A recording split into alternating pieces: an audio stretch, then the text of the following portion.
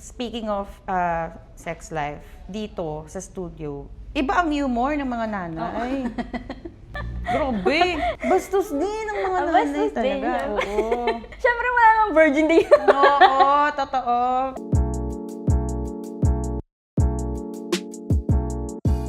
Hi everyone! Welcome to episode 2 of Mom's Who Pole series. In this series, we talk about strength, confidence, and community. If you're new to our channel, my name is Kim. I'm the owner of Bad Moms Pole Studio. In our channel, we teach moms to be strong, sexy, and free.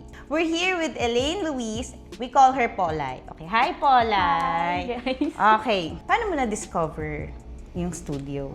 Sa Facebook, lumabas siya sa newsfeed ko. Kasi within Angono, ganyan. Pero matagal mo nang gustong College pa. Kaya 10 years pa. Ang lalayo. Kaming mag-best friend talaga gusto namin mag-try ng pole. Kaya lang puro sa Manila. Tapos nagkapamilya na kami pareho. Tapos after 10 years, biglang may lumabas. Meron sa Angono. Talaga. Grabe. Na-excite ka. Oo, na-excite ako kaya day 1, nandito na ako. Oo. Kasi sina Elaine, sina Polay, sila yung first batch. Sila yung tinatawag ko na first 5. Sila ni Donna, Sasa, She, Mayan, and then Polay. So sila yung first 5. Ano yung experience mo nung first class? Nakaka-culture shock kasi lumaki ako sa conservative na family na halos lahat kami nag-serve sa church. Tapos pagpasok ko, nakapanty. Nakapanty sila. Siyempre, pero mawawala yung hiya mo. Kasi, ay, pwede pala kahit mami ka na, gano'n. Nakaka-boost ng confidence. Exposed ka, pero parang may something na nakaka-empower. May something May talaga something. oo, na makita mo yung katawan mo. Tapos kaya mong dalhin yung sarili mo na gano'n. Parang ano kaya, nasa vulnerable na state ka, nakikita mo na naka-exposed yung bagay na tinatago mo. Ano ba yung expectations mo nung nag-take ka ng Akala ko pole? sayaw-sayaw lang siya, ganyan, sayaw. Akala ko madali lang. Ang hirap pala. Kailangan malakas ka. Kailangan talagang magpalakas para makaprogress ka. Ganun. Tawag nga sa kanya, top 1. Malakas na siya nung nag-start siya. Kasi meron pala siyang gym. Ano Ayun. pangalan ng gym mo? Pain Station Gym. Diyan, sa Binangonan. Matagal na yung gym na yun. 2020. 2020, nagbubuhat ka na talaga. Hindi pa. Kasi wala akong interest dun. Yung asawa ko talaga yun. Oo, sa kanya talaga, yung siya talaga. gym, tas nakiki-gym ka lang. Dahil nakakapag paminsan-minsan. Oo, sobrang laking advantage na meron akong nakapag-gym ako bago ako mag-try ng pole. Eh, ano yung fears mo nung nag-join ka ng class? Yung, syempre, judgment ng ibang tao. Kasi napaka-public ng mga social media. Naka-public siya lahat. Dahil nga sa mga business, ganyan. Tapos, syempre, yung mami ko ganun din. Tapos lahat sila, yung mami ko, choir sa church. Yung kapatid ko, mother butler. Syempre, pag nakita ng mga tao, uy, yung anak mo ganito. Yun, ganun. Pero wala naman silang sinasabi. Supportive naman. Anong sabi nila? Paano nung first mo na nag-post ka? Ano ba yan? Nakapanty, ganyan. Pero nung mga tumagal naman, wala nang sabi, ang lakas mo na. Galing, ganyan, ganun. Iba na yung nakita nila. Yung kapatid ko na, invite ko pa dito nung showcase, nanood sila, yun. Parang biglang yung una, ang tingin nila very sexual. Tapos unti-unti nakita nila na parang ang lakas mo. No? Ganung Siyan nga sila kasi kahit yung mga plus size, kayang-kaya. may effect ba siya sa yung confidence mo? Super. Napipilit kong gumawa ng time sa sarili ko. Kasi hindi na ako nag-gym, tinatamad na ako mag-gym. Puro lalaki na kasi, tapos na-discover ko pa to na parang same situations kami ng mga ibang mom na working, tapos syempre yung may mga inaasikaso na anak, yung parang pipilitin mo magkaroon ka ng time sa sarili mo na para sa'yo. Para sa'yo talaga. Yun. Tapos nadadala mo pa yung anak mo. Kasi kasama ko pa si Adi. Ganun. Kasama niya si Adi ngayon. Lagi. Lahat ng class kasama si Adi. Ganun. Meron kang safe space na pag pumasok ka, walang judgment. Tapos nagkakaintindihan kayo. Parang nagkaroon ka ng mga kaibigan dito. Support system, additional support system, yun. Nakaramdam ka ba ng guilt nung simula? Nung una, kasi hindi naman ako sanay ng hindi ako gumagawa sa bahay tapos work, bahay, work. Yung unang punta ko dito, parang nakaka-guilty. Na parang nakukulangan na ako ng ginagawa doon. Pero parang later on na realize ko din na syempre, hindi naman pwedeng puro ganun na lang. Parang naging robot ka na lang. Di ba yung system? Naging pattern na lang yung ginagawa mo. Ano ba mga routine mo? Kasi parang ang busy-busy. Sobra. Kasi pagkagising ko, asikaso kay Adi, tapos sa pagkain ni Paul, kasi syempre sa gym, strict yung meals. May meal time, ganyan. Diretso sa trabaho. Pag uwi ko, asikaso ulit kay Adi, ako pa naglalaba. Ako lahat sa bahay. Tapos ako pa tumatao pa ako sa bigasan. Nag-aasikaso din sa gym. Tapos nagtitira-miso pa ako. Tapos yung flower shop. Sobrang dami ginagawa. Talagang burnt out ka talaga. Kaya kailangan mo, must talaga. Na kailangan mo na talaga gumawa siya. ka ng time para sa sarili mo. Hindi lang katawan mo yung naapektuhan ng pole yung isip mo din. Kasi kung motivation, mamomotivate ka ng pera. Kikilos ka talaga. Pero yung nakukuha mo dito, inspiration. Hindi ka nakakatamad. Yung pwede na yan, hindi ganun. Nai-inspire ka talaga na i-better yung sarili mo. Tsaka yung mga ginagawa mo, yun yung nakuha ko dito. Iba kasi yung may goal ka. Pag nakita mo, feeling ko lang kasi pagka sa gym, kailangan gawin mo to. Pero meron ka pa rin nung, okay lang kahit hindi ko ma-reach yan. Pero kapag ka sa pole, pag may pinakita sa'yo na trick, parang gusto mo talaga siyang magawa. Kasi sa gym, may routine ka lang na sinusunod eh. Ang goal mo lang magpalakas. Yung madagdagan yung weight, ganyan. Yun lang yung naging goal ko nun eh. Hanggang sa bumigat na yung nabubuhat ko, ganun. Tapos yun lang, paulit-ulit lang yung ginagawa. Hindi ka gaya dito, every week iba. Talagang mapipilitan ka talaga na mag-attend lagi. Kasi iba-iba eh, hindi siya stagnant. Hindi ka gaya sa gym.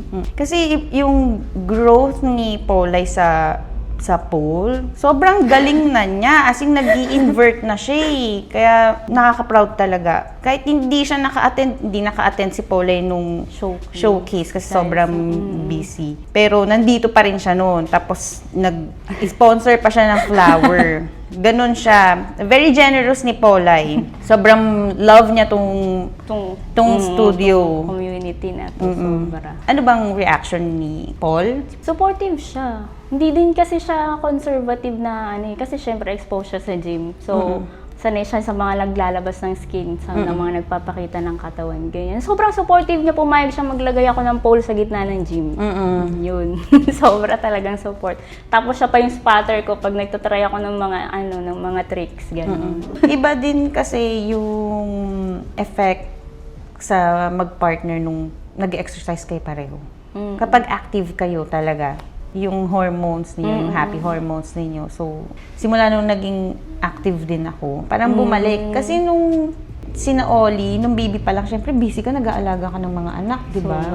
Nag-breastfeed pa tayo. Oo, tapos kapag nagpaparamdam si mister, si partner, parang Hindi na kayo. parang pagod na ako, di ba? So, parang medyo lumipas na kami dun sa stage na yon kasi malalaki na si Luke saka si Oli eh. Speaking of sex life, dito sa studio, iba ang humor ng mga nanay. Grabe! Lumalabas yung bastos din yung mga nanay talaga. Oo. Siyempre wala nang virgin day. Oo, totoo. Pero nakakatuwa kasi parang normal siya na conversation. Ginagawa natin siyang normal. Kasi tabu siya normal sa labas naman talaga yun, di ba? So dito, pag kayo ng kwentuhan, tawa ng tawa, maingay. Marami ka bang barkada sa labas? Wala. Hindi ako mabarkada kahit nung college, kahit high school. Wala akong solid na group. Meron akong mga ka-close na friends. Kaya lang may mga yun yung may-ari ng Anya, sobrang busy din. Kahit parang kami nasa Angono, hindi kami nakikita. Kaya nakakatawa kayo makita Oo, na... kaya saya ako dito kasi meron akong mga ibang tao na nakikita tsaka nakakausap talaga. Kasi pag sa palengke, yun sa tiendahan, pag bumili, tapos na agad yung yung encounter. Hindi kagaya dito na makikita mo ulit next week, makikita mo ulit sila sa susunod na araw. May bagong kwentuhan ulit. Ganun. Tapos may GC, may kwentuhan na... Although hindi ganun pang kalalim. Alam mo yung merong kang, at least may nakakausap ka, may nakakasama kang nakikitawanan. Iba yung... Tapos kilala pa yung mga anak mo. Ano yung favorite moment mo dito sa studio? Nung unang invert. Pole Power is with Teacher Pixie. Kasi syempre, hindi yun agad-agad nagagawa ng iba eh. Tapos tayo months pa lang, ilang buwan pa lang, na hindi naman lagi talagang tuloy-tuloy nakaka-attend. Pero yung figure 4, naka-figure 4 na. Parang mapapanood mo lang yun eh. Hindi mo, diba? Yung parang sa drama ko lang yung napapanood. Parang ganun yung feeling. Oo, nakikita mo lang siya sa reels, Oo, ganun. nakikita mo lang siya, tapos kaya mo pala. Isa sa favorite na moment ko with Elaine, with Paulay. Alam mo, first time ko nakatanggap ng cake. First time ko kasi, ako kasi yung tipong, ako na yung bibili ng cake, ako yung magpaplano ng party, ako yung magpapa-surprise, ganyan. Pero never ko siyang na-experience. So, nung na-experience ko siya, parang recently, napakaiyakin ko. Nung na-experience ko siya, gusto kong umiyak kasi nga first time ko na, ay, nandito sila, bumabagyo pa yun. Oo, bumabagyo. Diba? July yun, bumabagyo, tas parang yung usapan sa GC, dito pwedeng hindi matuloy. Sabi ni Elaine, hindi pwedeng hindi matuloy daw yung class. Sige, tuloy tayo. Pagpunta dito, yung pala, may pa-cake.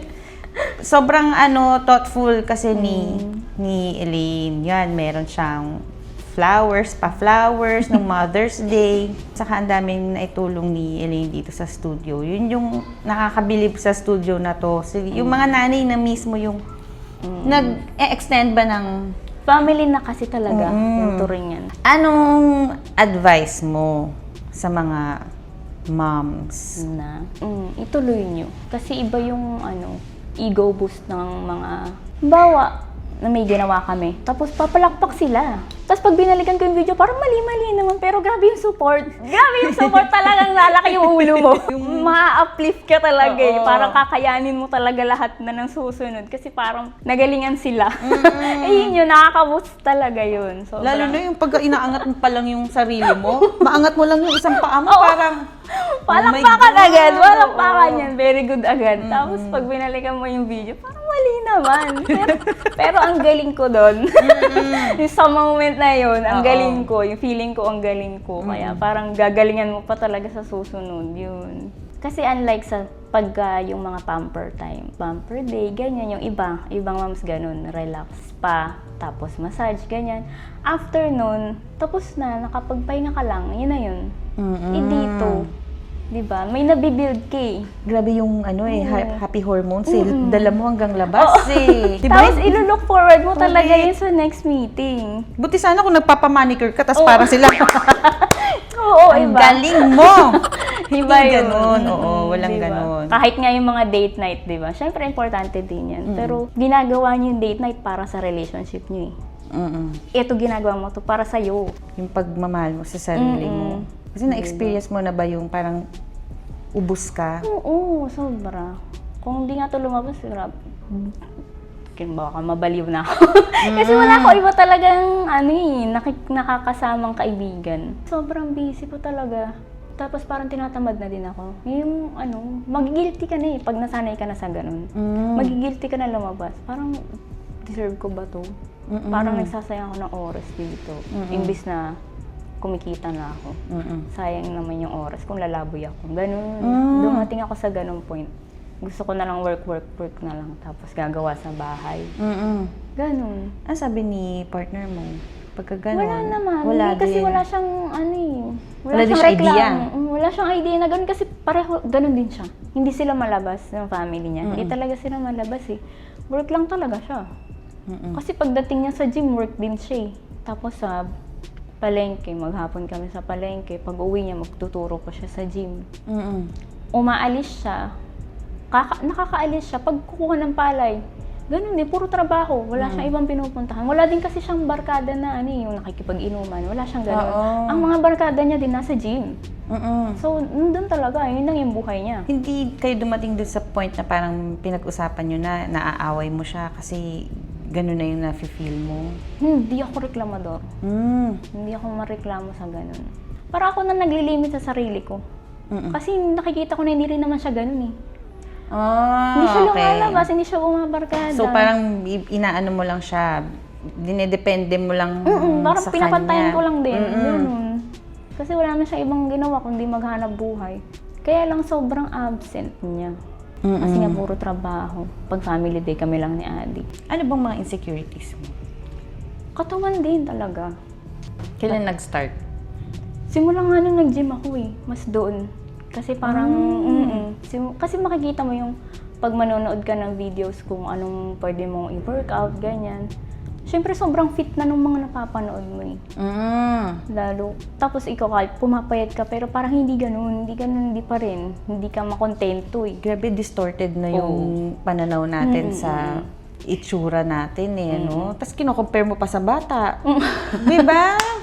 Yun eh. Ang weird nga na kung kailan ka nag-gym, doon mo naramdaman. Doon ako lalo na. Kasi nga, hindi naman na natin mababalik yung katawan natin nung bago tayo magbuntis, nung dalaga tayo. Hindi na natin talaga mababalik yun. So parang ano din eh, kailangan din ng reset ng isip or i-try nating i-unlearn na yung pang sinasabi nilang bounce back, hindi na yun talaga mangyayari eh. Parang ano eh, kailangan alisin natin yung isip natin na magmukha ulit tayong bata. Hindi na kasi yun yung goal mo eh. Dito kasi, ano eh, nagpapalakas ka. Kaya nung pagpasok ko dito, grabe, lahat ng sizes nandito. Lahat ng age. Parang hindi mo na maiisip yun pag nandito ka na. Hindi ka na mahihiya sa mga ganun. Baka lumabas yung tiyan ko, ganyan. Walang ganun. Wala nang ganung feeling pag nandito na. Pumayat din ako lalo dito. Kasi iba pa din yung warm up pa lang. Halos lahat kayo. Lahat kami pumayat. Kasi Pero warm parang up pa ano lang na lang parang... yun, be, parang bonus na lang yun. Kasi hindi yun yung goal yung goal. mo eh. Pagpapayat, hindi yun yung goal mo talaga. Kailangan mo talaga ibahin yung mindset mo na magpapalakas ako dito. Na ano na tayo, naligaw-ligaw na tayo, 9 o'clock na, ang dami na natin na pagkwentuhan. Ang dami na rin na-cut. Na hindi pwedeng isama sa hindi pwedeng isama sa podcast. Tinan mo, kinabahan tuloy ako. Kampante na tayo dito. Ang tagal na natin nandito. Nalaman ko na nga yung buhay mo na hindi ko naman alam talaga. Kasi wala namang ganitong kwentuhan na eh. Kaya feeling ko kailangan ko talaga nung ganito one-on-one. Kasi mas nakikilala ko kayo. Diba? Mas alam ko kung paano ko kayo, ewan ko, nag-feeling, kasi ako, nanay talaga ako dito, na pwede ko kayong i-guide. Anyways, yun nga, Ayun. Pag gusto nyo mag-try, gustuhin nyo mag-try. Mag-try talaga kayo. Kasi, hindi kayo papabayaan. Laging may naka-support, laging may naka-alalay. Maraming tutulong sa inyo. Zero judgment. Talaga. Walang papansin sa singit, walang papansin sa kilikili, walang ganun. Pwedeng isama yung anak. Sama niyo yung anak niyo. Kung walang magbabantay, isama niyo. Thank you so much, Polay. Parang ang dami kong natutunan tungkol sa'yo. Again, this is episode 2 of Moms on Pole. Subscribe, like, comment, and share our channel. Kasi talagang marami kaming gustong tulungan na moms. Kailangan mapanood nila to para malaman nila na ano bang meron dito sa studio na to, na merong studio para sa inyo na hindi kayo maiilang. So this channel, we're teaching moms to be strong, sexy, and free. Again, I'm Kim and Polay. Thank you for watching. Thank you for listening. And goodbye. See you on the next vlog. Bye. Bye. Bye. Bye. Paano ba natin to i-close? Mag-closing ka na lang. Ayoko, thanks. Hanggang closing. Hindi ko kaya. Public speaking yan. Dito ka na. Kahit na, public speaking yan.